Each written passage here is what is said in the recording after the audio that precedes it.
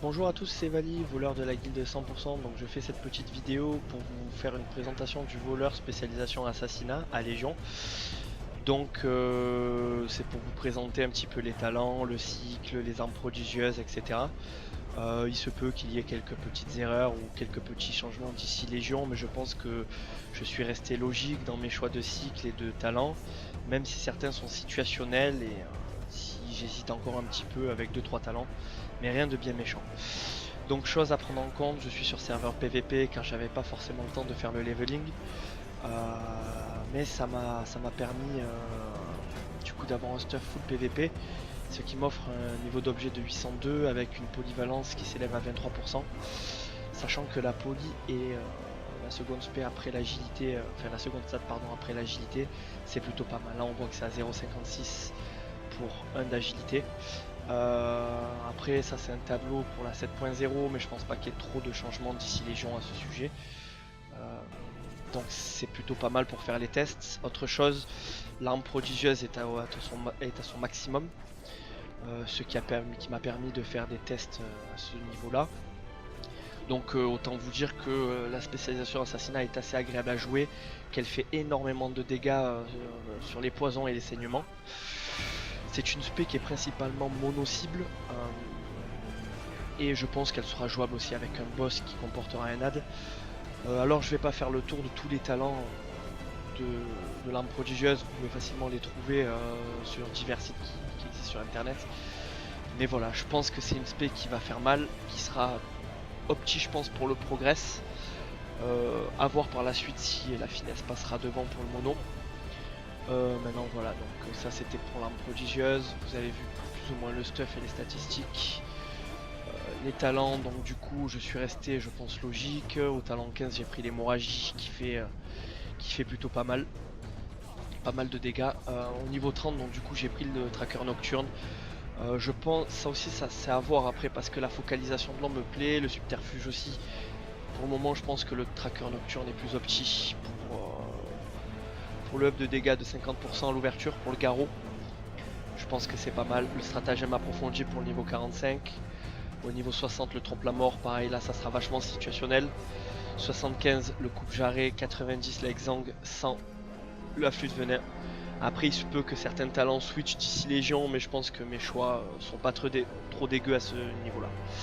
Donc voilà, je vais vous montrer après ce que ça donne au niveau du poteau. Donc voilà, moi je vais opter pour une ouverture au garrot. Après je sais pas trop si les 50% seraient plus optis sur l'estrop, mais 50% de dégâts de up aux dégâts sur le garrot, je crache pas dessus. Donc je vais vous montrer à peu près ce que donne le cycle. Donc le but du jeu étant de garder en permanence le garrot, la rupture et l'hémorragie sur la tête de la cible. En phase de burst, d'utiliser notre vendetta, l'exang et la plaie des rois qui est l'attaque de nos armes prodigieuses.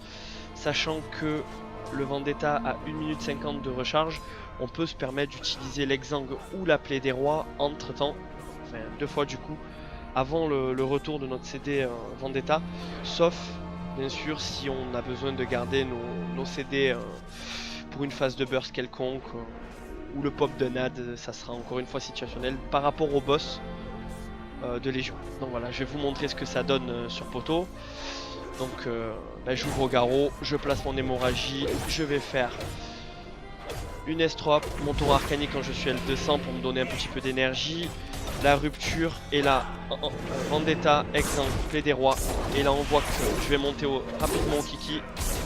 Hop, je remets mon hémorragie, je vais refresh mon garrot.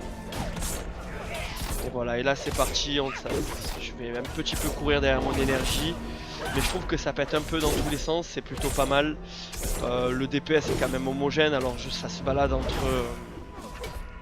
160k pour le minimum et 250 pour le maximum. Donc voilà, après le but du jeu c'est de refresh constamment les dots sur la cible. C'est plutôt facile à jouer, en prendre en main.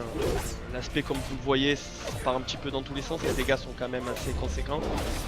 Là je vois que j'ai les CD de burst qui vont revenir, donc je vais les claquer pour la vidéo. Donc je remets ma rupture, mon hémorragie, et là exang, plaie des rois, et c'est reparti pour un tour. ça fait mal. Donc voilà, pour l'aspect assassinat, c'est pas difficile à en prendre en main, je pense. C'est une spé qui est vraiment orientée vers le mono-cible. Ou comme j'ai pu dire précédemment avec un ad avec le boss. Mais voilà, je pense que c'est une spé qui est plutôt pas mal à jouer. Et je ferai une vidéo, je pense, pour l'aspect combat à terme, pareil, pour présenter un petit peu les talents, l'arme prodigieuse. Et un petit peu le cycle, même si ça sera un peu plus flou que l'aspect assassinat. Je vous souhaite un bon visionnage et je vous dis à très bientôt pour une nouvelle vidéo.